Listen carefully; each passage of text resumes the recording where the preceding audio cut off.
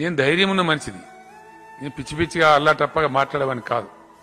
ఎందుకంటే నాకు విషయ పరిజ్ఞానం ఉంది, భౌగోళిక పరిజ్ఞానం ఉంది, ప్రజల అవసరాల ఏడల కన్సర్న్ కూడా ఉంది. ప్రజలు ఎక్కడ వాళ్ళని ప్రజలే. ఎస్, ఎవడో చిల్లరగాడు కూడా నువ్వు రాయలసీమకు నిలువు అని అనలేదా? ఎందుకు అనలేదు? 100% అన్న. నేను ఖచ్చితంగా చెప్పిన, ఇప్పుడు కూడా చెప్తున్నా. ఎందుకు పోవద్దంటే రాయలసీమకు నీళ్లు, గోదావరిలో సముద్రానికి పోతున్న నీళ్లు, అవి తీసుకొని పొమ్మని చెప్పిన నేను.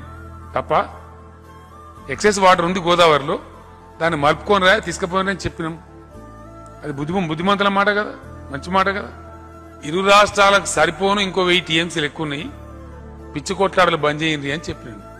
మేం తీసుకుంటాం, మీరు కూడా తీసుకోండి అని చెప్పి. అక్కడ సబ్జెక్ట్ చాలా సింపుల్ విషయం. అది కాదు మేము వేరే రకంగా తీసుకున్నామంటే మన రాష్ట్రానికి భంగం వస్తే ఒక్క క్షణం కూడా దాన్ని క్షమించాం. క్వశ్చన్ లేదు. తెలంగాణ రాష్ట్ర ప్రజల ప్రయోజనాల మీద రాజీ పడే ప్రసక్తే లేదు. ఎవ్వరు మిగులు జలాలు వాడుకోవాలన్నా ఉన్న నీళ్లు గోదావరిలో ఉన్నాయి. నీళ్ల గురించి కేసీఆర్ గురించి మాట్లాడతారు, మంత్రులు ఉండాలా?